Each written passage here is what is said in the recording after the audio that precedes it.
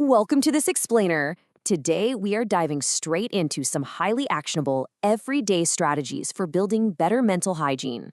We're drawing all of these insights directly from a fantastic, comprehensive WikiHow guide called 5 Ways to Improve Your Mental and Emotional Health. Okay, let's just jump right in. So, you probably track your physical health, right? Maybe you count your daily steps or log your workouts. But what about your emotional intelligence? It's a crucial question because, honestly, just like hitting the gym, your mental health requires proactive, consistent maintenance.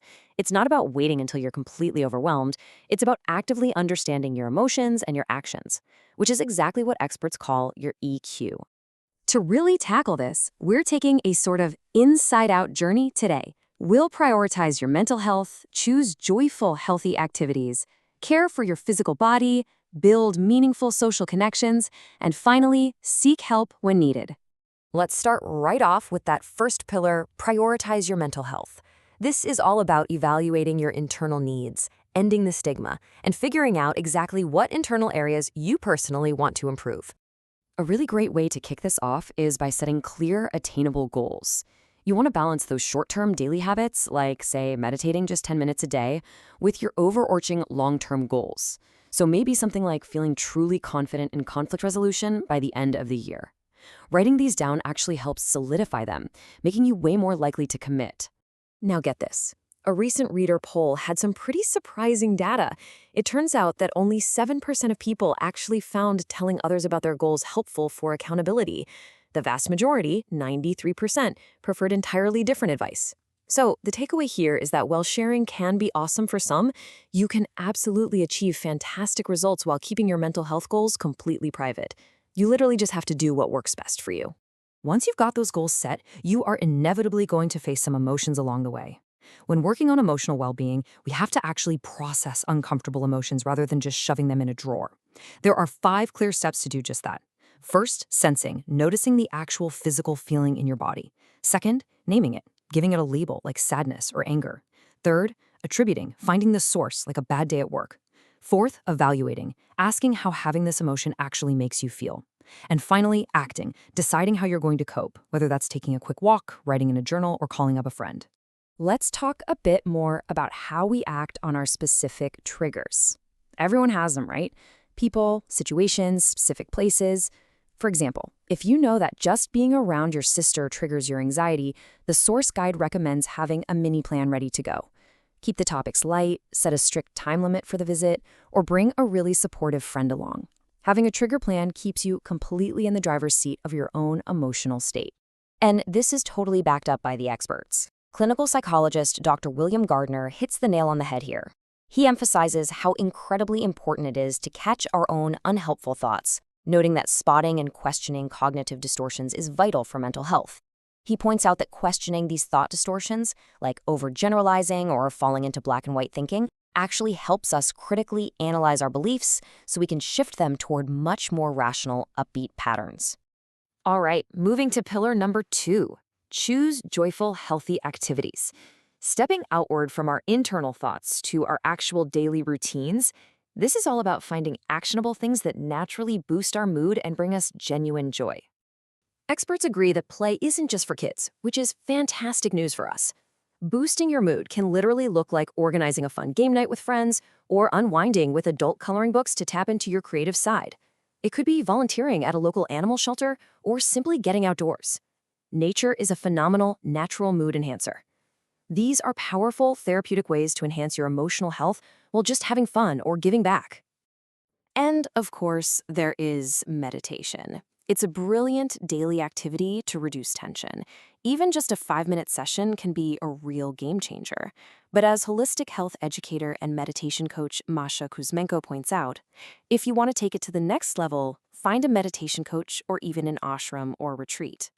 So whether you just fire up a quick app on your phone or you go all in on a weekend retreat, making space for quiet reflection is absolutely key.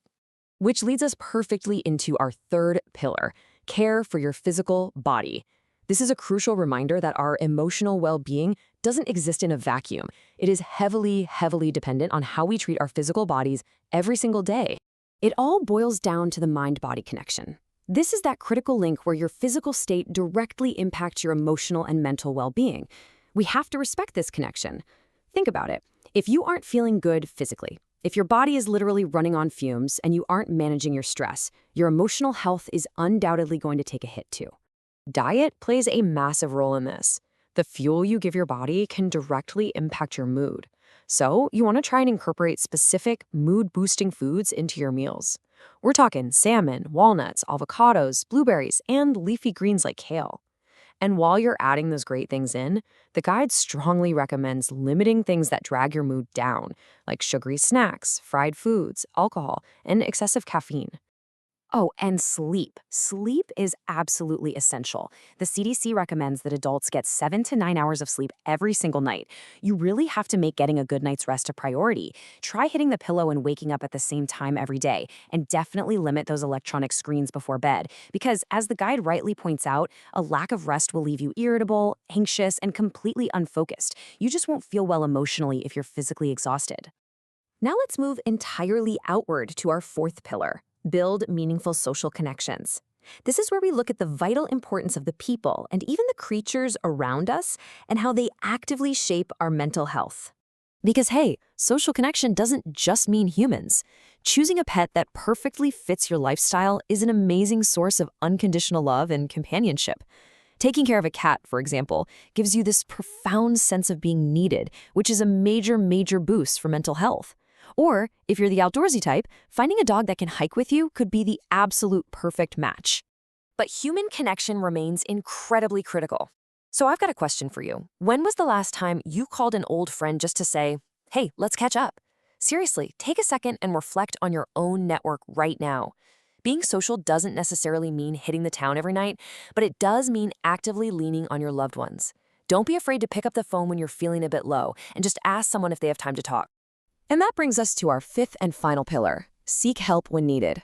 This section normalizes what is arguably the strongest, most courageous step you can take for your mental health, which is seeking out professional support. Sometimes you might feel like you are doing everything right, checking all the boxes, but nothing you try is actually working. And you know what? That is perfectly okay. If you feel stuck, consider seeing a medical professional or a counselor. Seeking a therapist, or even just starting by chatting with your primary care physician to see if there's an underlying physical reason behind your emotional issues, is a powerful, proactive tool for dealing with anxiety or depression. It's a completely normal and key part of the process. Well, we've covered this complete inside-out journey today, from setting those internal goals to leaning on your social network and getting professional help when it's needed. So I want to leave you with this thought. You have the tools, so which pillar of your mental health house are you going to strengthen today? Emotional wellness is an everyday practice. It's an ongoing commitment to yourself. So what small step will you take right now to boost your emotional intelligence? Think about it. Pick just one thing and get started. Thanks so much for joining me on this explainer, and I'll catch you next time.